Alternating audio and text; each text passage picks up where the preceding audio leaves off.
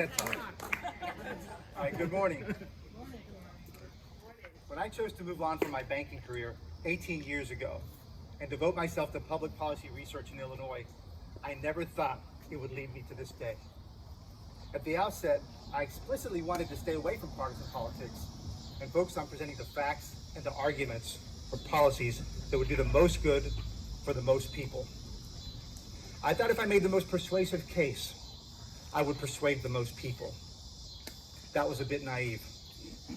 I didn't appreciate just how much inertia was behind Illinois' bipartisan combine, as John Cass calls it.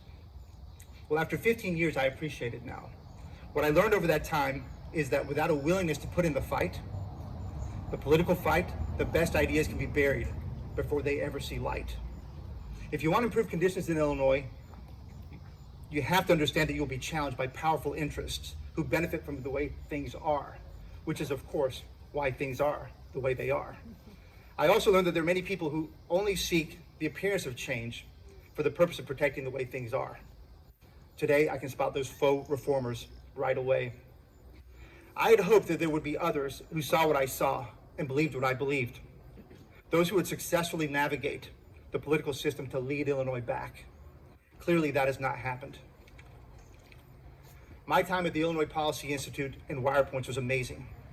I enjoyed putting in the work to learn the nuances of complicated policies like property taxes and pensions and healthcare and higher education.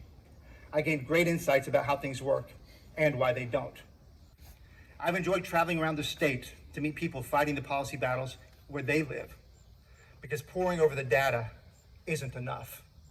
You have to get out and get to know the people to see what's really happening, to appreciate both the successes to replicate and the failures to avoid. Let me give you an example of what I mean about finding success stories. There are 2 school districts in downstate Illinois, about 40 miles from East St. Louis, that prove you don't need gobs of money to teach kids how to read and do math. These districts are Aveston and Bartelso. In 2019, before the pandemic, 85% of their students could read at grade level. They had the highest reading levels in the state, higher even than places around here like New Trier and Deerfield. And here's the amazing thing. Aveston and Bartelso only spent $8,000 a year in 2019, the very lowest in the state. So I traveled down there to ask the teachers, the administrators, the parents, how they accomplished such a feat with such little money. And what I found was a culture of high expectations, parental engagement, a community of faith. And the people there said, we're competitive, we like to win. And you could feel it in the schools and the staff and the students. If we can find a way to harness even a fraction of that energy that they have in Aveston and Bartelso, we would transform education in Illinois.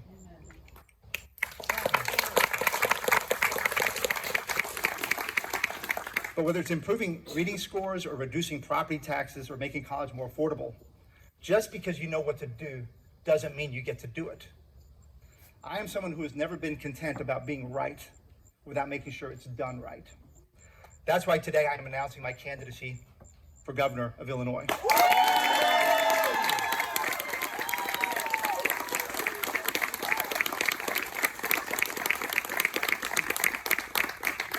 While I am not from the political system, I know the system. I know the players. I know how the sausage is made and why it tastes so bad. And I know that if we don't revitalize the Republican Party with strong executive leadership, we cannot resuscitate the state of Illinois. My running mate, Dr. Carrie Mendoza, believes the same.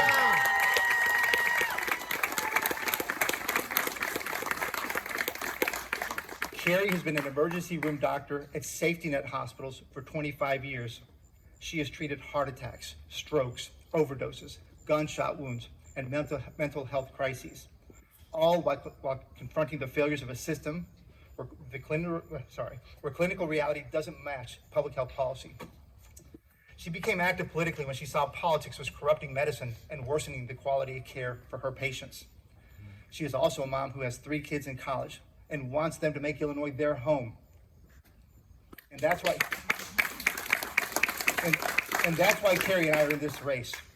Governor Pritzker has made Illinois less prosperous, less educated, less safe, and a less desirable place to live.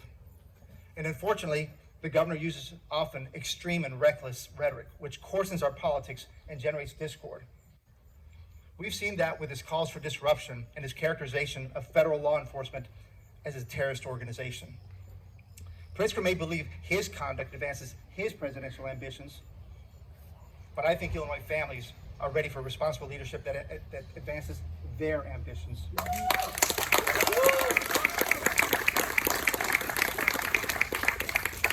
In the coming months, we'll properly explain the Pritzker record to Illinois families. I'm not worried about his money. There's not enough money in the world to paper over his years of non-existent job growth, rising taxes, and dismal student outcomes. We will win this race by laying out a competing vision for Illinois, one rooted in conservative reform principles. And as much as I like charts and graphs, the main feature of my candidacy will be the moral clarity on those matters which impact the quality of life for productive Illinoisans who play by the rules.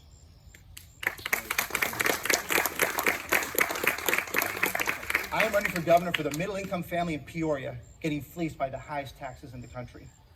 I am running for governor for the striving South suburban family whose son was going to a better high school until Governor Pritzker took away his scholarship, and now they can't afford to keep him there.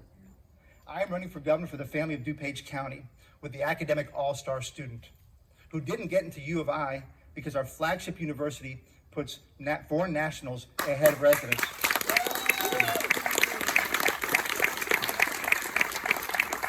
And I'm running for governor for all those people in Chicago who have been victims of preventable crimes because politicians won't let police do their job and won't keep repeat violent offenders behind bars.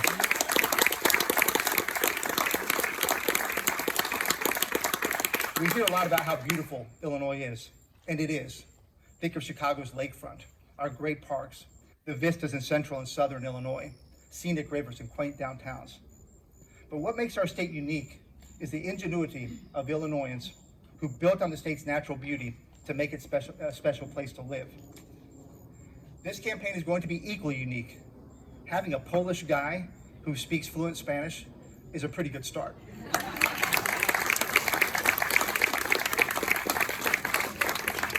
But what's unique about my candidacy it's that it's not built upon my professional success. It's not built on climbing the political ladder from one office to the other. Instead, it's built on coalitions of support that I've built over years of policy work across the state. I've worked together with people from the south side of Chicago all the way to Decatur, from Waukegan to Manteno, from Rockford to Metro East, all around policies that improve lives. Look, I'm very aware of the skepticism about the Republican Party's prospects and Illinois' future, but we have a strong team, and we are and will be well funded. Illinois have Pritzker fatigue, and they're looking for a credible alternative.